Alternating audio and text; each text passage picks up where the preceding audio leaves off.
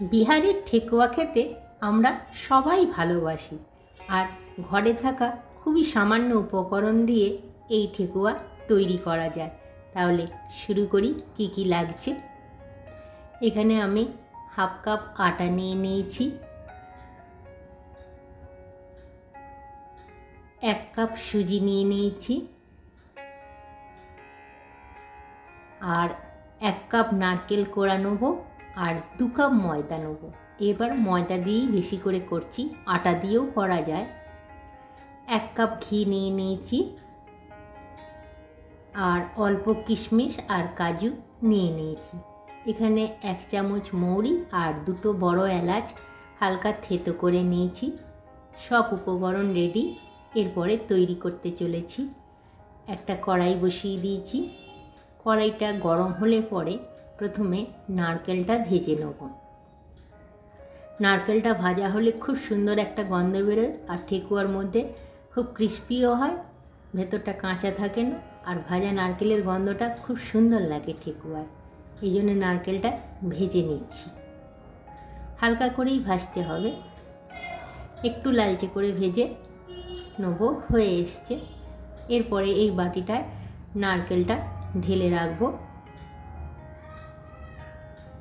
নারকেলটা ঢেলে কড়াইটার মধ্যে 1 কাপ যে ঘিটা নিয়েছিলাম সেটা দিয়ে দিলাম। ময়ানটা গরম করে নেব। ময়ানের ঘিটাকে গরম করে এবার করছি।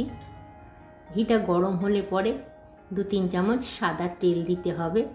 আপনারা চাইলে পুরো ঘি দিয়ে করতে পারেন বা ডালডা দিয়ে করতে পারেন। সাদা তেল দিয়ে করা যায়, কিন্তু ঘি দিয়ে ময়ানটা খুব ভালো হয়। চেষ্টা করবেন ঘি দিয়ে করতে। ঘিটা গরম হলে পরে যে 1 কাপ সুজি নিয়েছিলাম সেটা ঘিটার সঙ্গে প্রথমে মিশিয়ে দিচ্ছি। খুব হালকা করে ভাজবো। তেল আর ঘিটা মিশিয়ে নিচ্ছি সুজিটার গায়ে। একটু ভেজে ভেজে করলে খুব সুন্দর একটা গন্ধ আসে ঘিয়ের। পুরো মিশে গেছে সুজির সঙ্গে ঘিটা।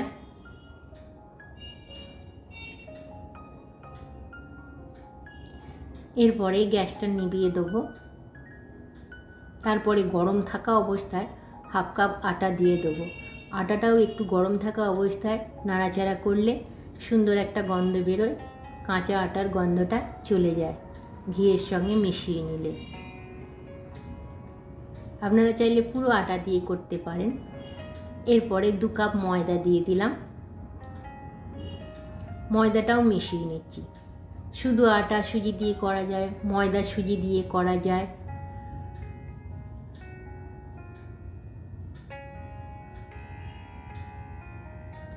পুরো মিশিয়ে দিচ্ছি ময়ানটা।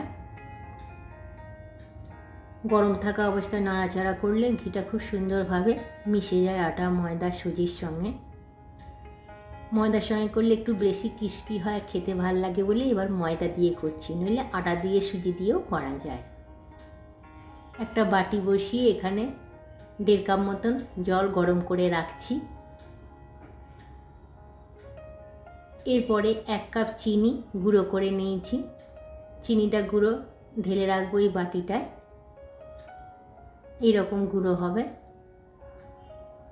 তারপরে যে ময়ান দেওয়া আটা ময়দা সুজিটা আছে ওটা ভালো করে মাখতে হবে। প্রথমে 1 চিমটে লবণ দিয়ে নিলাম। পুরো ভালো করে মিশিয়ে নিচ্ছি। এইভাবে দেখতে হবে মুঠো করে, যদি হয় তাহলে বোঝা যাবে ময়ানটা খুব ভালো হয়েছে আর জিনিসটা খুব সুন্দর তৈরি হবে। ডালডা ঘি দিলে বেশি ভাল লাগে। সাদা তেল দিয়ে করতে পারেন, কিন্তু চেষ্টা করবেন ঘি দিয়ে করার, তাতে খুব সুন্দর গন্ধ আসে। এরপর ভাজা নারকেলটা অল্প অল্প করে ছড়িয়ে দেবো। একটু একটু করে ছড়িয়ে ছড়িয়ে মেশাবো।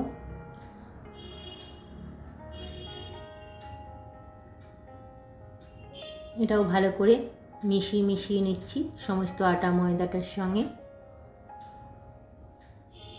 একটু ধৈর্য ধরে মেশাতে হবে।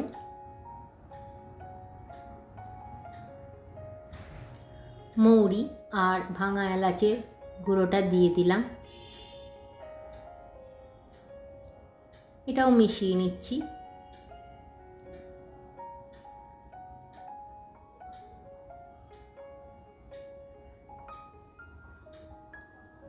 এরপরে কাজুগুলো একটু থেতো করে নিয়েছিলাম, কাজু আর কিশমিশগুলো টুকরো করে নিয়েছিলাম, সেগুলোও মিশিয়ে দিলাম, কাজু আর কিশমিশটা।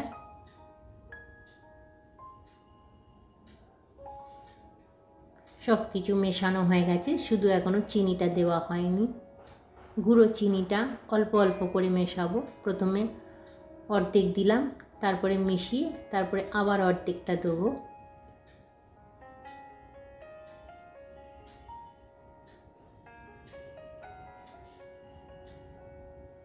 এটা আবার দিয়ে সমস্তটাই মিশিয়ে নেব।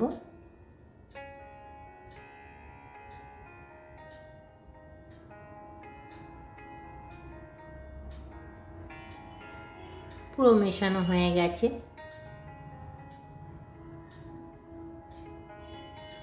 এরপরে যে জলটা গরম করে রেখেছি ওটা নিয়ে হালকা হালকা করে মাখতে হবে, খুব অল্প অল্প করে দিতে হবে, শক্ত করে মাখতে হবে। ডোটা কিন্তু খুব শক্ত হবে, তাহলে জিনিসটা খেতে খুব ভালো হবে। ওই জন্যে অল্প অল্প করে জল নিয়ে নিয়ে, হালকা গরম জল নিয়ে নিয়ে মাখছি। চেপে চেপে মেখে নিচ্ছি।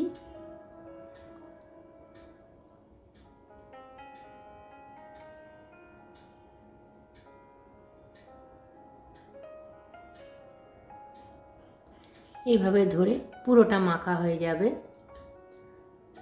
থেসে থেসে মেখে নিয়েছি, একটু রেখে দেবো। যত থেসে মাখা যায় ততই ভালো হয়।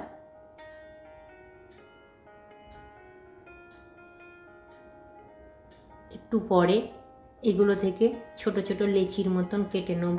আমি ছোট ছোটই টুকরো করেছি, আপনারা চাইলে একটু বড় করতে পারেন। ঠেকুয়ার সাইজ একটু বড় হয়, কিন্তু আমি একটু পরিমাণে বেশি করব বলে ছোট ছোট সাইজ করেছি।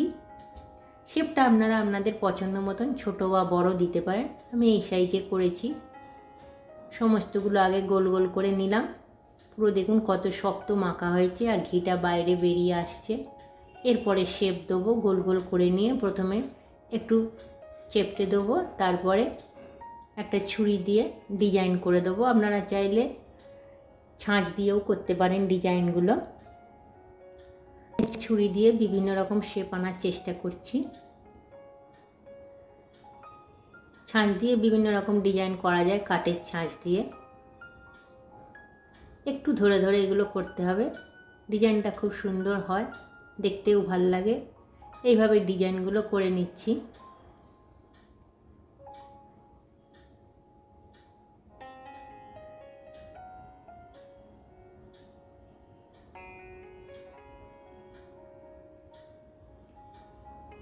এরপরে সাদা তেল দিয়ে দিয়েছি বেশি করে, তারপরে তেলটার সঙ্গে 1 চামচ ঘি মিশিয়ে দিলাম। পুরোটা ঘি দিয়ে ভাজলে খুব ভালো হয়, কিন্তু এখানে আমি সাদা তেল দিয়েই ভাজছি, ঘিটা অল্প থাকার জন্যে। সাদা তেলের মধ্যে একটা সুন্দর গন্ধ আসার জন্যে একটু ঘি মিশিয়ে মেল্ট করে নিলাম। তারপরে খুব বেশি করে গরম করে আঁচটা কমিয়ে দিতে হবে, তারপরে ঠেকুয়াগুলো ছাড়তে হবে। তেলটা খুব গরম করে আঁচটা কমিয়ে ঠেকুয়াগুলো এক এক করে ছেড়ে দিচ্ছি। কম আঁচে ভাজলে খুব ক্রিস্পি হয়, খেতেও সুন্দর লাগে। একটু ধৈর্য ধরে ভাজতে হয়। গরম তেল ঘিটা ওপর ওপরে দিয়ে দিচ্ছি, তাহলে ওপরটাও একই সঙ্গে ভাজা হবে।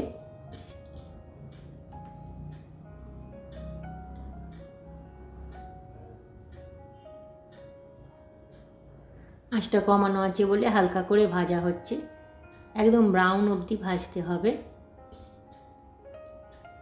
দেখুন হালকা হালকা কালার আসছে।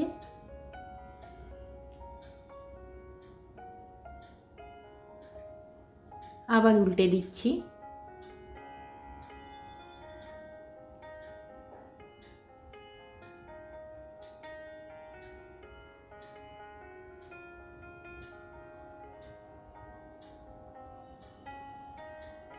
এইভাবে লালচে করে ভেজে নিতে হবে। ব্রাউন কালার চলে এসছে, আর একটু ভেজে নিয়ে এগুলোকে তুলে নিতে হবে। আঁচটা কমিয়ে ভাজলে ভেতরটা খুব সুন্দর ক্রিস্পি হয় এবং অনেক দিন রাখা যায়, ঘুরে ফিরে যখন ইচ্ছা একটা করে খাওয়া যায়। এত সুন্দর ঘিয়ের স্মেলটা থাকে, তার সঙ্গে কাজু কিশমিশ বড় এলাচ থাকে, খুব ভাল লাগে।